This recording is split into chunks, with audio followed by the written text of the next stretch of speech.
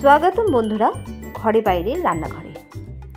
আজ ফুলকপির একটা অনবদ্য রেসিপি তোমাদের সাথে শেয়ার করতে চলে এলাম।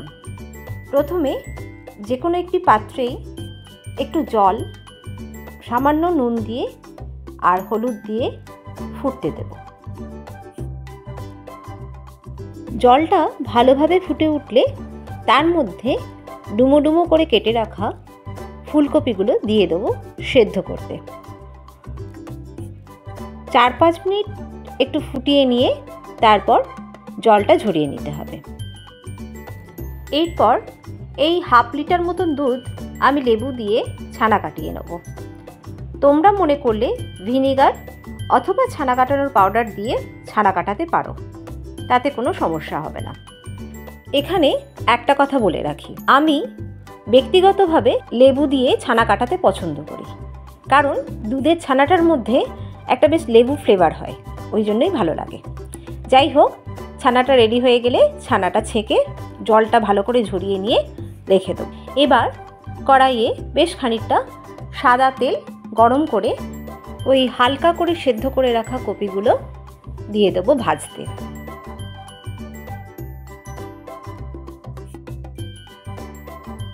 সামান্য একটুখানি নুন দিয়ে হালকা হাতে কপিগুলো ভাজতে হবে। কপিগুলো ভাজা হতে হতে আমি এদিকে একটা মশলা করে নেব। একটু আদা, জয়িত্রীর ফুলের 2 পাপড়ি, 2 মিডিয়াম সাইজের টমেটো আর একটা কাঁচা লঙ্কা, এই মশলাটা আমি পেস্ট করে রেখে দেবো। এদিকে কপি ভাজাও হয়ে গেছে। কপি ভাজাটা একটা পাত্রে তুলে নেব। কপিটা খুব লালচে করে ভাজবে না। এবার কড়াইয়ে সাদা তেল দিয়ে ছোট এলাচ, লবঙ্গ আর দারচিনি হালকা থেতো করে নিয়ে ফোড়ন দেবো।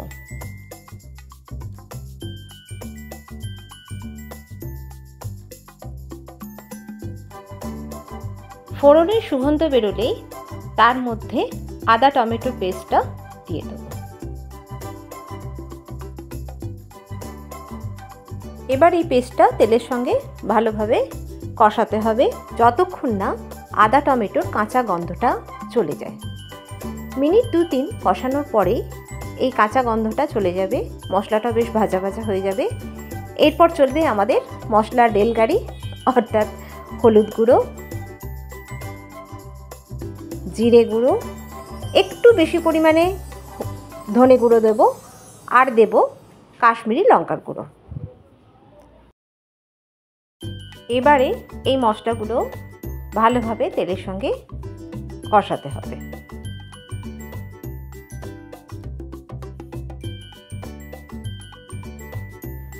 মশলা থেকে তেল ছেড়ে এলে তার মধ্যে দিয়ে দেবো জল ঝরানো ছানাটা। এবার ছানাটা মশলার সঙ্গে ভালোভাবে মিশিয়ে নেব। আর হ্যাঁ বন্ধুরা, তোমরা আমার রান্না দেখার সঙ্গে সঙ্গে প্লিজ আমার চ্যানেলটা একটু সাবস্ক্রাইব করে দিও, আর লাইক, শেয়ার, কমেন্ট করতে ভুলো না প্লিজ। তো চলো, ছানাটা মশলার সঙ্গে ভালোভাবে মিশে গেছে। এর পরের স্টেপ হলো এই ভাজা কপিগুলো এই মশলার মধ্যে দিয়ে দেবো। তারপরে দেব কাজু আর কিশমিশ। এরপর পরিমাণ মতো নুন আর মিষ্টি দিয়ে রান্নাটা কষাতে হবে। আমি তোমাদের আগেই বলেছি এই রান্নাটা একটু মিষ্টি হবে।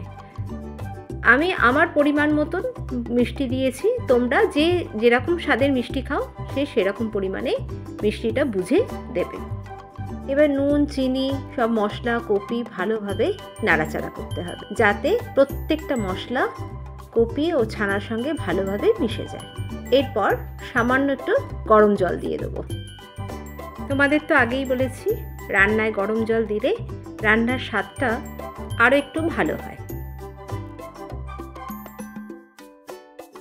জলটা ফুটে বেশ গা মাখা মাখা হয়ে গেলে এর মধ্যে খুব সামান্য পরিমাণে এই 2-3 ফোঁটা মতন কেওড়ার জল দিয়ে দেবো।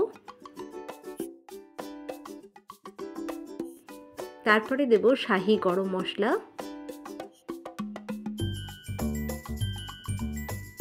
এরপর গরম মশলা ও কেওড়ার জলটা ভালোভাবে মিশিয়ে নিয়ে একটা ঢাকা দিয়ে স্ট্যান্ডিং টাইমে রেখে দেবো বেশ খানিকক্ষণ।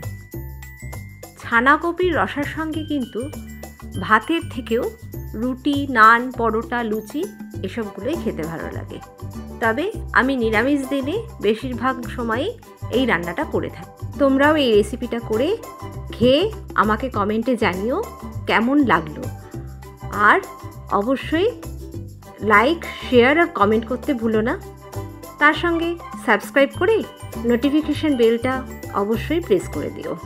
কিছুক্ষণ স্ট্যান্ডিং টাইমে রেখে ঢাকা খুলে আমি ওপর থেকে আমুলের ফ্রেশ ক্রিম ছড়িয়ে দিলাম। এটা কিন্তু অপশনাল, তোমরা দিতেও পারো, নাও দিতে পারো। তবে প্রয়োজনে তোমরা ধনেপাতা কুচিও দিতে পারো। আর কি বন্ধুরা, আজ তবে এই পর্যন্ত। আবার তোমাদের সামনে হাজির হব নতুন একটা রান্নার ভিডিও নিয়ে। তোমরা ভালো থেকো, সুস্থ থেকো। নমস্কার।